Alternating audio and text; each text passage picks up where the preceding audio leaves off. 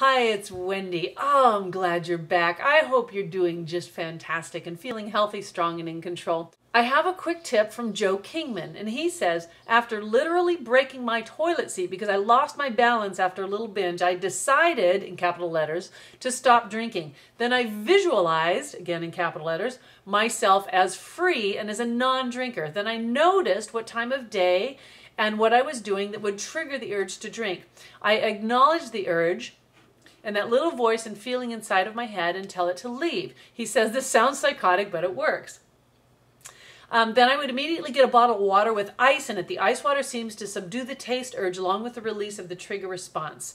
The urge usually lasted until I took the first big drink of the ice water. I would continue to visualize myself as free and healthy. Hear those words that Joe is saying. He says, then I'd future pace myself by imagining what it would be like in the morning.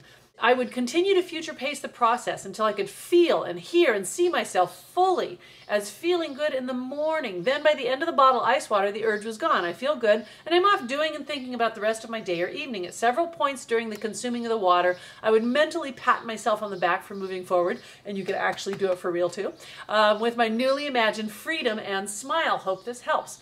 Okay, yes, oh, Joe, that's immensely helpful, because what Joe is telling you is that the things that you want to envision and something that you want to do that totally changes that state, it also reinforces your commitment, who you are, who you're becoming, and why you're doing it. So you take this ice water, and as you're drinking the ice water, you're imagining, visualizing, feeling, hearing the inner voice that says, this is how I want to feel in the morning. This is why I want to be healthy and strong and in control. This is why I want to have the freedom to live the life that I want. Make sense?